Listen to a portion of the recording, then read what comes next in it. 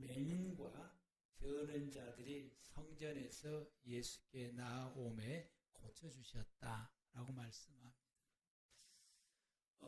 구약의 시대 때에 성전에 나올 수 없는 사람들, 성전에 나온다라고 하는 것은 하나님 앞에 간다라고 하는 것인데, 이게 성전에 나올 수 없는 사람들은 하나님 앞에 갈 수 없는 사람들인데, 하나님 앞에 갈 수 없는 그런 조건을 가지는 사람들이 있습니다. 이런 조건을 가지고 있는 사람들을 두고 뭐라고 말하냐면은 가난한 자들이다라고 말합니다. 이 조건을 가지고 갈 수 없는 이 조건을 가지고 있는 사람들이 신체에 큰 질병을 가지고 있거나 결함을 가지고 있는 사람들입니다.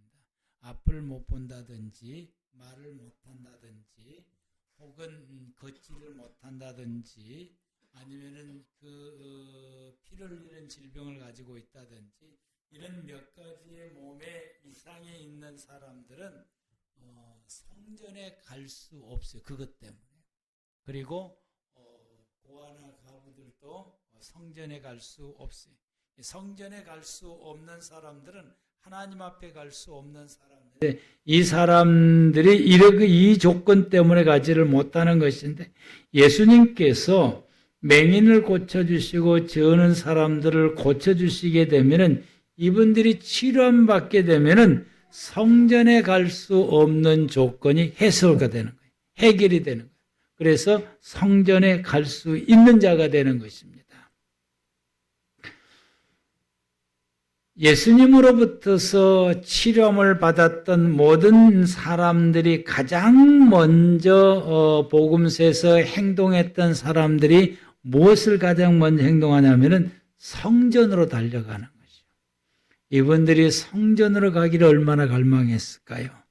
자기들이 성전에 갈 수 없다라고 하는 것은 하나님 앞에 갈 수 없다라고 하는 것이고, 이것이 그들에게 있어서는 저주 중에 저주고 불행 중에 불행인 것입니다. 그래서 그들이 성전에 가기를 갈망을 했으나 내가 가지고 있는 이 조건 때문에 성전에 갈 수 없었는데, 예수님께서 이걸 말끔하게 치료해 주시게 되니까 이제는 성전에 갈 수 있는 자격을 갖추게 돼서 그들이 성전에 나갈 수 있게 된 것입니다. 그러므로 예수님께서 이 14절의 이 말씀은 성전의 본래의 취지가 뭐냐? 하나님 앞에 나오는 것이다 라고 하는 것입니다. 그러므로 레위기서 1장 1절 말씀에서부터서 우리 주님께서 말씀하신 것이, 우리가 하나님 앞에 나아가려면은 뭐가 없어야 가능하느냐? 죄가 없어야 하나님 앞에 나갈 수 있게 되는 것입니다.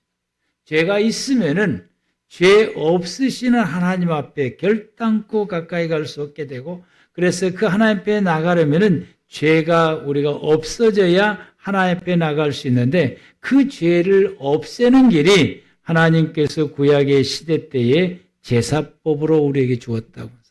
그래서 이 제사는 하나님 앞에 나갈 수 있는 그 길인 것이, 하나님 앞에 나갈 수 있는 길이 제사를 통해서 나가게 되는데, 이 제사를 통해서 하나님 앞에 나아가려면은 뭐가 그에게 필요하느냐 하게 되면은 제물이 필요한 것입니다. 내 죄를 대속해 줄 수 있는 제물이 필요한 것입니다. 그래서 레위기서 1장 1절에서 3절 말씀 가운데서 누구든지 여호와의 하나님 앞에 나가려면은 제사를 드려야 되는데, 그 제사는 가축 중에서 소나 양으로 제물을 삼아서 하나님 앞에 나아가야 된다라고 말씀합니다. 내 죄를 대속해 줄 수 있는 이 제물을 하나님 앞에 드림으로, 그래서 그 제물을 드리는 과정을 제사라고 말하는데, 이러한 제사를 통해서 하나님 앞에 나아갈 수 있게 되는 것입니다. 그래서 이 제사에는 반드시 제물이 있어야 되고, 이 제물로 통해서 내가 죄의 사함을 힘입고, 그리고 이 제사를 드림으로 하나님 앞에 나아가 하나님과 함께하는 것이고, 이 모든 제사를 드릴 수 있는 장소가 성전인 것이요. 성전이 있어야만이 가능한 것이고 성전이 없으면은 하나님께 나갈 수 있는 제사를 드릴 수가 없으니까 하나님 앞에 나가지를 못하게 돼요. 그래서 성전은 어떤 곳이냐? 성전은 제사를 통해서 하나님 앞에 나갈 수 있게 하는 장소다라고 하는 사실. 오늘날 이 시대에 우리가 하나님 앞에 나아가려면은 어떻게 가능하느냐? 교회당에 모여서 예배를 드림으로 통해서 하나님 앞에 나아갈 수 있게 되는 것입니다. 제사에는 반드시 제물이 필요하듯이 우리의 예배는 예수 그리스도의 십자가에서 나의 모든 죄를 대속해 주신 예수 그리스도를 믿는 믿음이 여기에 전제되어져야 됩니다. 마치 구약의 시대 때에 내 죄를 짊어지고 내 죄를 대속해 줄 수 있는 이 제물이 필요하듯이 예수님은 누구시냐? 예수님은 내 모든 죄를 대속해서 십자가에서 죽으신 분이에요. 마치 구약 시대의 제물과도 같은 분이 예수님이신 것입니다. 예수님은 십자가에서 내 죄를 대속해서 죽으셨어요. 우리는 믿음으로 예배를 통해서 예수님이 내 모든 죄를 십자가에서 대속해 죽으셨음을 우리가 믿음으로 그리고 하나님 앞에 나아가 하나님과 하나 되는 것입니다. 아멘. 하나님과 하나 되는 것이죠. 그래서 이 예배를 통해서 예수 그리스도를 그래서 이 예배 중에 우리가 드리는 것 중에 가장 중요한 고백이 예수님께서 내 모든 죄를 대속해 주셨음을 믿음으로 고백하는 것이 중요한 것이죠.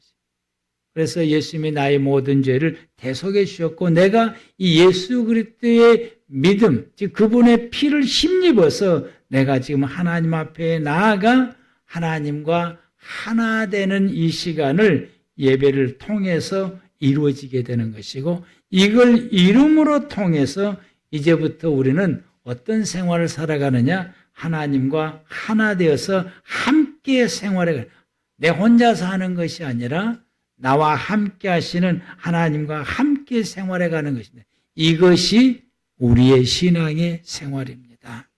그래서 우리가 신앙생활을 한다라고 하는 이 말씀은 나는 지금부터 하나님과 함께 산다. 내 혼자 사는 것이 아니고 이 세상을 살 때에 나 혼자 사는 것이 아니라 하나님과 함께 살아가는 것이다. 이것이 저와 여러분이 생활해가는 신앙의 생활인 것입니다. 우리의 신앙의 생활은 내가 하나님으로부터서 복을 빌고 그 복을 받아서 그리고 내가 잘 살기 위해서 신앙생활을 하는 것이 아니라 하나님과 함께 살기 위해서 신앙생활을 하는 것이에요. 대다수의 성도들이 하나님과 함께 살아가는 목적을 가지고 신앙의 생활을 살아가는 것이 아니라 그 하나님을 통해서 내가 복받고 살기 위해서 신앙생활하는 성도들이 대부분이에요. 이건 신앙생활의 목적이 틀린 것입니다. 우리는 이 교회 생활로 통해서 예배 생활로 통해서 우리가 예수님께서 성전을 정화하듯이 우리의 신앙생활의 정화가 이것이 필요한 것이요. 그리고 우리는 이 신앙생활의 정화를 해야 돼요.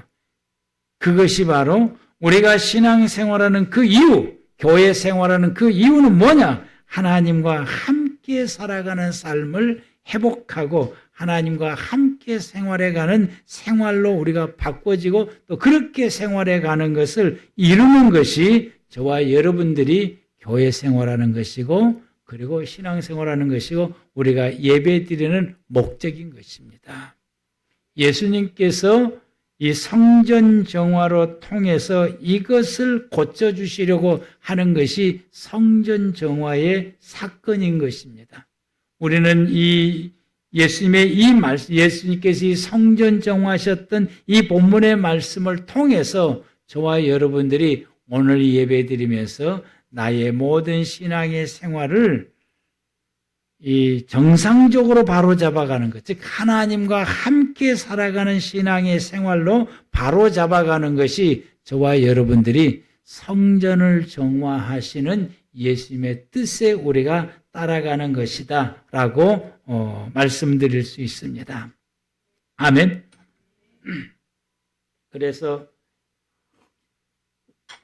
우리가 하나님과 함께 생활해가는 것, 이게 우리가 교회 생활하는 목적이고 우리가 신앙 생활하는 목적입니다.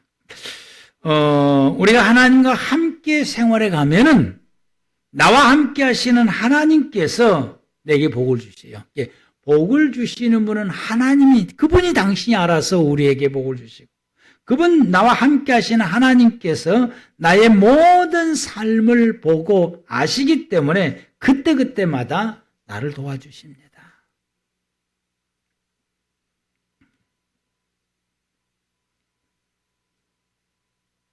그때그때마다 내가 위기를 만나면은 그때 하나님께서 즉시 나를 생활을 다 보고 계시고 함께 하시기 때문에 그때 그 위기 때 즉시 나를 도우시게 되고, 또 우리가 어려움을 겪으면서 생활해 갈 때에 어쩔 때는 즉시 도와주시기도 하신데 어쩔 때는 안 도와줘. 그래서 계속해서 어려움을 이렇게 겪으면서 생활해요.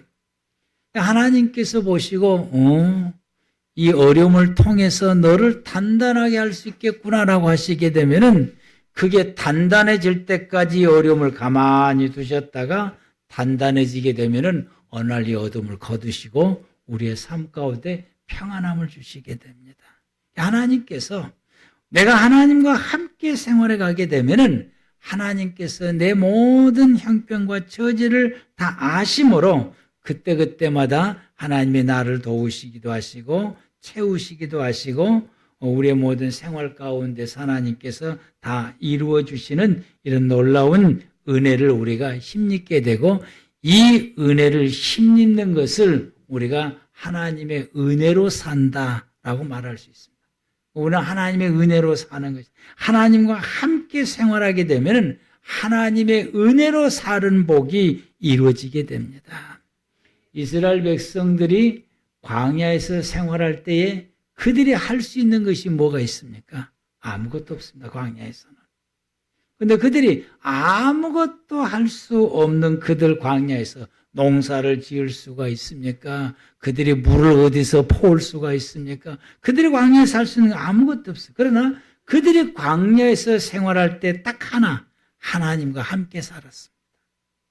하나님이 그들과 함께 살기 위해서 광야에서 성전을 지으라고 말했어요. 마태복음 25장 8절에서 내가 너희와 함께 할 수 있는 성막을 지어라. 이스라엘 백성이 성막을 지었어요. 성막을 짓는 것은 하나님과 함께 살아가는 생활을 이루었다라고 하는 것입니다. 그래서 그들이 매일같이 하나님과 함께 살아가는 생활을 살아야 되니까 그들과 함께 하시는 하나님께서 매일같이 만나를 내려주셔서 그들이 굶주리지 않게 하시고, 그들이 영양실조가 걸리면은 메추라기를 보내주셔서 고기를 먹게 해주시게 되고, 그들이 목이 말라서 물을 얻지 못해서 목이 말랐을 때는 반석을 쳐서 물이 나와서 그들에게 물을 공급해 주심으로 목마르지 않게 하시고, 그들이 어디를 가야 될지를 모르는 광야길을 헤매고 있을 때 하나님께서 헤매지 아니하도록 그들의 갈 길을 낮에는 구름기둥으로 밤에는 불기둥으로 그들의 가는 길을 인도하셨다라고 하는 것입니다. 우리가 살아가는 우리의 삶의 내일에 내 인생에 무슨 일이 일어날지 우리는 아무것도 모릅니다. 어찌 될지를 몰라요. 그러나 이 모든 것을 아시는 분은 하나님이십니다. 하나님과 함께 생활하게 되면 하나님께서 나의 내일의 삶을 위해서 하나님께서 준비해 주시고 예비해 주시고 내일에 일어날 어떤 일들에 대해서 하나님이 대비해 주셔서 우리를 돕는 가운데 있게 됩니다.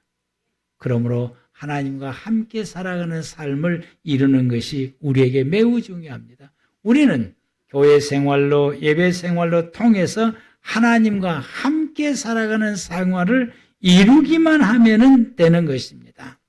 그런데 우리가 하나님과 함께 더불어서 생활하는 그 생활을 나만 이루어서는 안 되는 것이요. 그렇게 되면은 이게 힘이 부족해, 힘이. 그래서 보세요. 나 혼자 신앙생활하고 하나님과 함께 생활하고 내 주변에 쉽게 말하면 우리 가족이 전체가 하나님과 함께하는 생활을 살지 않게 되면은 내가 너무 힘들어. 벅차요. 그런데 내 주변의 사람들이 같이 쉽게 말하면 내 가족 전체가 하나님과 함께 생활해 가게 되면은 이건 너무 힘이 되는 것입니다. 그래서 이러한 생활들을 하나님께서는 네 혼자 하나님과 함께 생활해 가라 라고 말씀하지 않으시고 주변의 사람들과 같이 하나님과 함께 생활에 살아갈 수 있는 생활을 이루라라고 말씀하십니다. 그걸 함께 내 주변의 사람들과 함께 더불어서 하나님과 함께 생활해 갈 수 있는 그 생활을 이루라. 여기에서 더 나가서 불신의 사람들을 같이 모아서 그들을 하나님을 믿는 사람이 되게 해서 함께 하나님의 과 더불어서 생활해 갈 수 있는 그런 생활을 이루어가라라고 하나님 우리에게 말씀하십니다. 그래서 우리의 삶은 홀로 사는 것이 아니라 이웃과 함께 더불어서 살아갈 수 있도록 하나님께서 우리를 지으셨어요. 하나님께서는 모든 사람들이 다 함께 생활해 갈 수 있는 공동체를 이루며 생활해 갈 수 있게 하셨고 이 공동체를 이루며 생활할 수 있는 자가 됐기 때문에 하나님께서 돕는 자가 되고 그래서 창세기 2장 18절 말씀에 돕는 배필로 지으신 이유가 여기에 있습니다.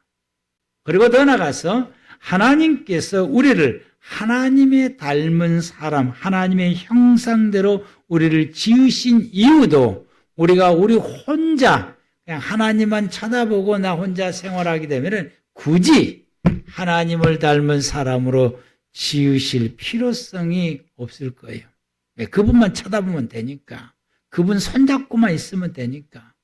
근데 우리 모두가 다 같이 하나님과 함께 더불어서 생활해 가려면은 우리에게 뭐가 필요하느냐? 하나님을 닮은 모습이 우리에게 있어야 가능한 것입니다.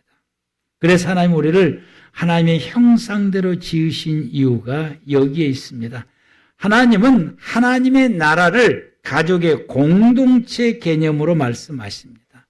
가족 공동체 개념으로 하나님께서 하나님의 나라를 말씀하시고 성경에 기록되어 있는 어떤 말씀, 규례, 조항들, 계명들 이런 모든 말씀들이 가족 공동체 개념으로 말씀을 하셔요. 사랑도 가족 공동체 개념으로 말씀하셔요. 모든 성경에서 말씀하시는 어떤 개념들, 모든 것들 가족 공동체 개념 속에서 우리에게 말씀해 주시고 있습니다. 그것은 하나가 되어야 된다라고 하는 것을 말씀하시고 다 함께 하나님 안에서 생활해야 된다라고 하는 것을 말씀하시고 누구는 빼고 누구는 제외하고 이게 아니라고 하는 사실. 잘하든지 못하든지 잘났든지 못났든지 사람이 키가 크든지 적든지 잘생겼든지 못생겼든지 가난하든지 부자든지 남자든지 여자든지 모두가 다 함께 어울러서 하나님의 나라를 이루어야 된다라고 하는 것이죠. 아멘. 하나님의 나라를 이루어야 된다라고. 너는 이러니까 빼고 너는 저러니까 빼고 너는 못하니까 빼고 이건 하나님의 뜻을 역행하는 것입니다. 못해도 같이 하고 부족해도 같이 하고 말썽을 일으켜도 같이 하고 이래도 같이 하고 저래도 같이 하고 저래도 같이 하고 그래서 함께 하라는 것입니다. 이 부족한 사람들이 많고 뭘 잘못한 사람들 많고 어떤 사람은 잘하는 사람 많고 그래서 돕는 배필로 지은 것입니다. 도와라고 하는 거예요. 못하는 사람은 돕고 말썽을 피우는 사람들을 사랑으로 감싸고 좀 부족한 사람들을 배려하고 기다리고 그리고 섬기면서 함께 하라고 하시는 이유가 여기 있고 우리를 돕는 배필로 지으신 이유도 여기 있으며 하나님의 형상으로 우리를 지으셔서 인격적인 사람으로 만드신 이유도 여기 있는 것입니다. 같이 할 수 있도록 하기 위해서 우리를 지으신 것입니다. 절기 때는 이스라엘 백성들이 전체가 다 같이 지켜야 된다. 누가 빠지면 안 되는 것이 다 같이 지켜야 돼. 성소에 못 올지라도 있는 자리에서 전체가 다 지켜야 된다. 예루살렘 이게 이 절기가 되면은 다 성전이 예루살렘에 있으니까 성전에서 지켜야 되니까 이스라엘 백성들이 예루살렘으로 다 모여들게 되는 거죠. 예루살렘의 도시가 조그만 도시입니다. 몇만이 모이는 도시인데 6월절 경우에는 100만 명 정도 모인다고 하는 거죠. 도시가 이게 포화 상태예요. 여수가 밤이 아름답던가 하여튼 이렇게 해가지고 그 관광지를 이렇게 탁 떴을 때에 한 주에 100만이 왔다고 그랬어요. 30만 도시에 100만이 와서 여수 도시가 포화 상태가 돼가지고 난리가 난 적이 있었어요. 이런데 이 예루살렘의 도시는 30만 도시도 못 돼요. 몇만 도시밖에 안 되는 곳에 6월절 경우에는 100만 정도가 모인다 보니까 포화 상태입니다. 그래서 이 예루살렘의 도시에 오면은 특별히 숙박 시설이 돼 있는 것도 아니에요. 예루살렘에 오는 사람들은 누구든지 집으로 들어가 그냥 그 집을 자기 집으로 생각하고 들어가고 또 손님을 맞이하는 사람들도 자기 식구를 맞이한다고 객지 나갔던 식구가 집에 왔다고 이렇게 맞이하게 돼요. 그래서 아무 집이나 들어가게 됩니다. 그래서 예루살렘에 있는 도시의 집들이 손님을 최대한 받아요. 최대한 포화 상태가 될 때 더 이상 받을 수 없다고 하면은 대문에다가 수건을 걸어두는 것입니다. 우리 집은 이제 더 이상 받을 수가 없습니다. 최대로 받은 것입니다. 숙박한 사람들은 숙박비를 안 내요. 그냥 무조건 절기 끝날 때까지 일주일 동안 그 집에서 먹고 자고 그냥 지내는 거예요. 그런데 집에 갈 때 주인에게 선물을 줘요. 선물 하나씩 줍니다. 그 선물을 팔면은 이분 식구가 기거했던 숙박비가 돼요. 그 선물을 팔면은 숙박비가 됩니다. 나팔절 기간 중에 이 40일 동안 회개하는 기간이 있는데 이 회개하는 기간 중에 아삼느라고 하는 회개를 하게 됩니다. 이 아삼느는 한 사람이 이스라엘 백성들의 전체 죄를 짊어지고 그 죄가 자기 죄처럼 하나님 앞에 회개합니다.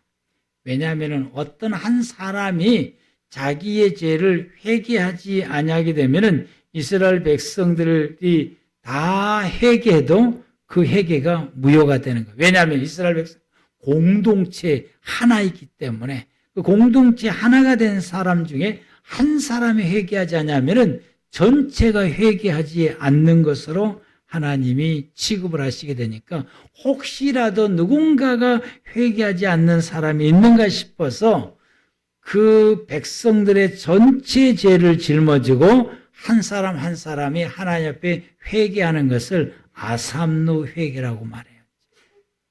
그러니까 이스라엘 백성들이 개인이 하나님 앞에 잘못한 것을 회개하지 않는 사람은 없어요. 내가 회개하지 않으면은 이건 이스라엘 백성들의 전체 죄가 하나님 앞에 회개가 되지 않아서 죄 사함을 받지를 못한다고 하는 것이 이스라엘 백성들이 가지고 있는 개념이니까 내가 혹시라도 회개하지 않으면은 우리 민족 전체가 하나님 앞에 용서받을 수 없다고 생각하니까 자신의 죄를 철저하게 회개합니다. 그래서 30일 동안 사람들에게 잘못한 것을 회개할 때에 한 사람을 다 생각하고 꼬집고 이 사람한테 내가 무슨 잘못인가. 그래서 내가 누군가의 얼굴을 보면은 길 가다가 이 사람 딱 얼굴을 보면은 내가 이 사람한테 잘못한 것이 있는가 없는가를 하루 종일 생각하고 생각나면은 쫓아가서 내가 아무 때 이게 잘못한 것이 있었다. 용서해 주라. 그래서 회개를 구하고 이런 회개를 이스라엘 백성들이 철저하게 합니다. 내가 이것 때문에 이스라엘 백성들 전체가 하나님 앞에 용서받을 수 없을까? 이런 염려 때문입니다. 이것은 공동체 의식이요. 같이 하나님과 함께 가야 되기 때문에 내 죄 때문에 함께 우리 공동체 하나님 앞에 나가서 하나님과 하나 되는 것을 이루지를 못하게 되게 된다면은 내가 내 이스라엘 민족, 내 옆에 형제 자매들에게 큰 불행을 나 때문에 안긴다라고 생각을 하기 때문에 철저하게 회개합니다. 이러한 공동체 의식이 우리 믿음의 모든 성도들에게 있어야 됩니다. 그래야 내 주변의 사람들이 구원을 이룰 수 있습니다. 내가 구원받아 예수 믿어 이 자리에 와서 하나님 앞에 예배드리는 하나님의 사람이 될 수 있었던 것은 수많은 사람들의 도움이 있었기 때문에 가능한 것이요. 누군가의 나에게 도움이 있었기 때문에 가능해요. 아는 사람, 모르는 사람, 생명부지의 사람의 도움이 있었기 때문에 가능하더라고요. 제 문제를 해결하는 데 있어서 가만히 뒤돌아보니까 내가 전혀 알지 못하는 사람들의 도움을 지금도 받고 있어요. 그분들의 도움이 있기 때문에 내 문제가 지금 처해 있는 것도 해결하게 되는 것이고, 우리 집 사람이 병원에 입원해서 그 큰 수술을 받았을 때 전혀 알지 못하는 사람이 도움을 주어서 아산병원에서 의사들의 큰 도움을 받을 수 있게 됐던 거예요. 이와 마찬가지로 내가 구원받아 하나님의 사람이 되어 천국 가는 데 있어서 우리가 아는 사람의 도움도 받지만은 전혀 알지 못하는 사람들의 도움도 받아서 현재 내가 구원받아 이 자리에서 하나님 앞에 예배드리는 하나님의 사람이 되었다라고 하는 사실. 그러는 것처럼 내가 누군가에게 도움을 줄 때 그 사람 또한 역시 내 도움으로 인하여 그가 역시 구원받게 되고, 또 우리 공동체, 우리 꿈의 교회 공동체도 우리가 서로 도움을 줄 때에 우리 공동체가 건강하게 전체 하나님 앞에 구원받은 하나님의 사람이 되게 되고 구원 얻는 역사가 일어나게 됩니다. 내 이웃의 구원에 내 책임이 큽니다. 내가 해야 될 역할을 주어지게 됩니다. 우리는 이 역할을 사명이라고 말을 해요. 아멘. 그래서 하나님이 우리에게 이 사명을 주었어요. 이 사명을 우리는 감당해야 되는 것입니다.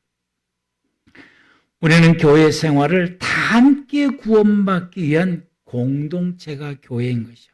한 사람 한 사람의 성전이 모여서 교회 공동체를 이루게 되었고, 이 교회 공동체가 구원받은 하나님의 성소로서 회복해서 정상적으로 날아가려면 서로의 도움이 있어야 가능하다라고 하는 것입니다. 더 많은 사람이 이 구원받는 공동체가 있으려면 우리가 복음 전파를 반드시 해야 되는 것이고, 우리가 함께 모여있는 사람이 한 사람도 낙오되지 않냐고 한 사람 한 사람 모두가 다 구원받으려면 우리가 서로 돌봄이 있어야 되고 같이 어울리는 우리의 마음의 자세가 있어야 되고 배려하고 사랑하고 섬기면서 생활하는 우리의 생활이 있어야 됩니다. 이러한 우리의 모든 사람이 구원받기 위해서는 우리의 생활이 부끄러움이 없는 우리의 생활이 있을 때에 가능합니다. 창세기 2장 24절에서 25절 말씀 가운데 이러므로 남자가 부모를 떠나 그 아내와 합하여 둘이 한 몸을 이룰지로다. 아담과 그 아내 두 사람이 벌거벗었으나 부끄러워하지 아니하니라. 한 몸을 이루고 살아가되 부끄러움이 없는 삶이 될 때에 나도 너도 우리 모두도 이와 같이 하나님의 나라를 이루며 살아갈 수 있는 하나님의 공동체를 이룰 수 있게 됩니다. 기도하시겠습니다.